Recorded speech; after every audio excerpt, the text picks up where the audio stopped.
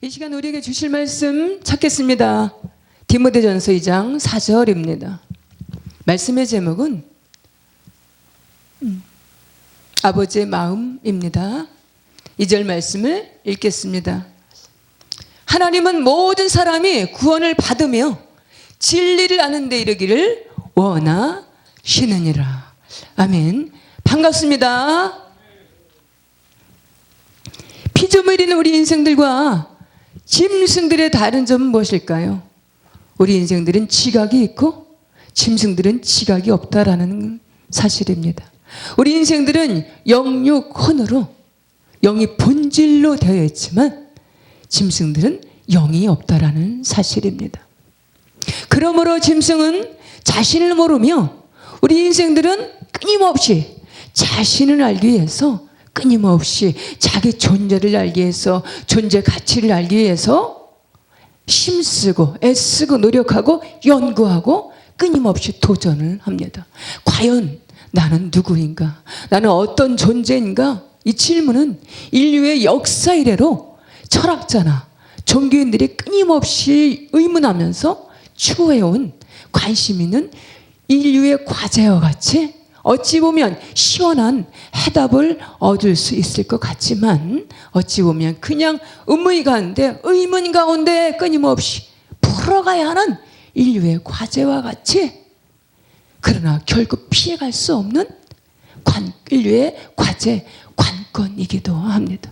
이 과제는 우리 인생들이 어디서 왔다가 왜 살며 어디로 가는가, 나라는 사람은 과연 누구인가입니다.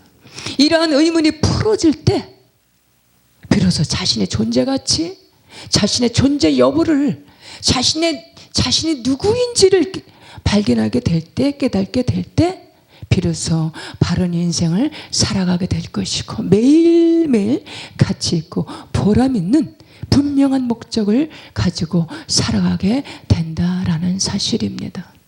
로마서 3장 말씀에 모든 사람이 죄를 범하였음에 하나님의 영광에 이르지 못하였더니 우리 인생들은 탄생하면서부터 죄인이라는 사실입니다.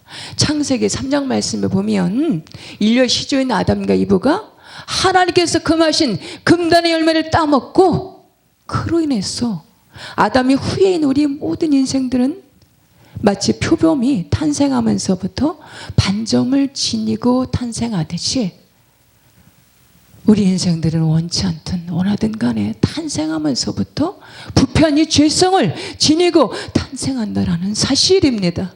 로마서 1장 20절에서 21절 말씀에 보면 이 21가지의 죄성을 지닌 교만, 불의, 욕심, 탐심, 하나님의 말씀을 계속해서 거역하고 싶은 이 교만함, 육신의 안목, 육신의 정욕, 이생의 자랑, 이 끊임없이 이러한 죄성들과 싸우면서 저 사람과의 싸움이 아니라 상대의 싸움이 아니라 자기 자신과의 이 죄성과의 싸움을 싸우며 살아간다라는 사실입니다.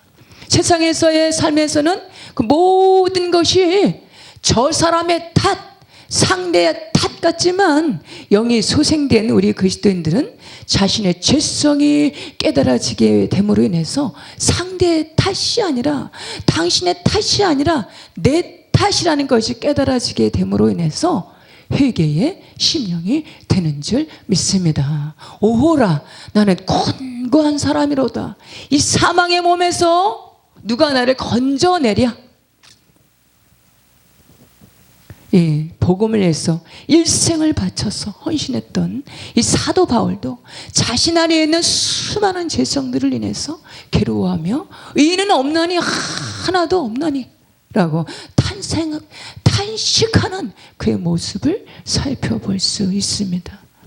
로마서 3장 23절 말씀에 모든 사람이 죄를 범하였음에 하나님의 영광에 이르지 못하더니 오직 구원은 주 예수 그리스도의 십자가에서 흘려주신 그 보혈을 믿는 자마다 이 속죄함에 속량하심으로 구원에 이르게 되는 줄 믿습니다. 본문 4절 말씀에 하나님은 모든 사람이 구원을 받으며 진리를 아는 데 이르기를 원하시느니라.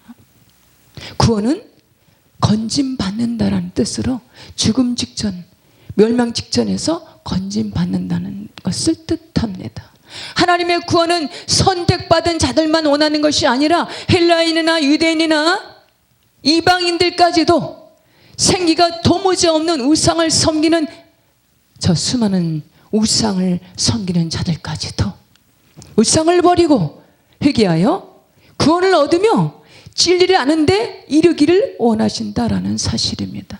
하나님 아버지의 간절한 마음, 당신의 형상대로 지음받은 인생들이 전 인류가 예수 그리스도의 보혈로 죄의 용서를 받아서 영생을 얻으며 진리를 아는 대로 자라가기를 원하신다라는 사실입니다. 진리는 영원히 변치 않습니다. 세상의 어떤 것도 물질도 명예도 권력도 아름다움도 잠깐 있다 사라지는 풀과 같고 꽃과 같지만 이 복음 하나님 나라 진리는 영원토록 쇠하지 않고 시들지 않고 변하지 않습니다. 진리는 하나님의 말씀이며 이 세상에 육신의 옷을 입고 육신을 입고 말씀을 입고 말씀돼서 이 땅에 오신 인카네이션으로 오신 예수 그리스도를 의미하는 것입니다. 나는 길이요 진리요 생명이요 나를 말미암지 않고는 아버지께로 올 자가 없느니라. 하나님의 말씀이 곧 복음 진리인 것입니다. 이 진리를 바로 깨닫고 믿고 예수 그리스도를 온전히 믿는 심령들에게 구원에 이르게 하신다는 것입니다. 진리를 아는 대로 자라가게 하신다라는 사실입니다. 요한복음 11장 말씀에 보면 가로되 주여 그러하이다. 주는 그리스도시요 세상에 오시는 하나님의 아들이신 줄 내가 믿나이다. 마태복음 16장 16절 말씀에 시몬 베드로가 대답하여 가로되 주는 그리스도시요 살아계신 하나님의 아들이시니이다. 18절 19절 말씀에 보면 내가 네게 이르노니 너는 베드로라. 이 반석 위에 내 교회를 세우리니 음부의 권세가 이기지 못하리라. 내가 천국 열쇠를 내게 주노니 내가 땅에서 무엇인지 매면 하늘에서도 매일 것이요 내가 땅에서 무엇이든지 풀면 하늘에서도 풀리리라. 이와 같이 진리이신 주 예수 그리스도를 온전히 나의 주님으로 살아계신 하나님으로 살아계신 하나님의 아들이시니다라로 고백되어지는 심령들에게 하나님의 자녀의 권세 천국 열쇠를 주시는 줄 믿습니다. 옛 어르신들이 가끔 했던 말들이 생각나는데 죽으면 그만이지 죽으면 그만이지 어쩌면 죽으면 그만이지였으면 좋겠는데 창세기 6장 말씀에 보면 인생의 연수를 120년으로 측정하시고 한정된 이 유한한 삶으로 반드시 누구든지 반드시 죽음이 있다라는 사실입니다. 히브리서 9장 27절 말씀에 한 번 죽는 것은 사람에게 정해진 것이요 그 후에는 심판이 있으리라. 죽으면 그만이지 죽으면 그만이지 죽으면 그만이지가 아니라 죽으면 그때부터 영벌이냐 영생이냐 영원한 사후의 세계가 펼쳐진다라는 사실입니다. 마가복음 1장 말씀에 보면 이르시되 때가 찼고 하나님 나라가 가까이 왔으니 회개하고 복음을 믿으라. 세계 정세를 보아 영적인 시대 흐름을 보아서 때가 다 되어감을 볼 수 있습니다. 21세기의 디지털 시대를 살아가는 우리 삶은 이 시대의 기술이 인공지능의 시대가 도래돼서 최첨단의 고도의 기술이 얼마나 좋은지 이 상상을 초월합니다. 얼마 전에는 지구와 같은 별이 7개나 발견이 되고 그래서 세계적인 이슈가 되고 주변에 어떤 분 93세나 된 할머니가 심장박동기를 달아서 그때 수술이 아닌 그때 시술로 삽입을 해서 생명을 연장하는 최첨단의 시대를 살아가고 있습니다. 그러나 모든 것이 넘치고 편리한 시대이지만, 정보가 넘쳐서 편리한 시대이지만, 그 어떤 것이 진실인지 어떤 것이 거짓인지 분별이 필요한 시대인 것 같습니다. 갈바를 알지 못해서 방황하는 시대. 겉모습은 멀쩡한데 정신적으로는 고통을 겪고 있는 수많은 사람들. 이 대중교통을 이용하다 보면 전진이 이 정신이 온전치 못해서 고통하는 사람들을 흔히 보게 됩니다. 겉모습으로는 정상인 모습을 하면서 심적으로는 약물을 복용하고 우울적으로 정신적 질환을 겪고 살아가는 수많은 사람들을 보게 됩니다.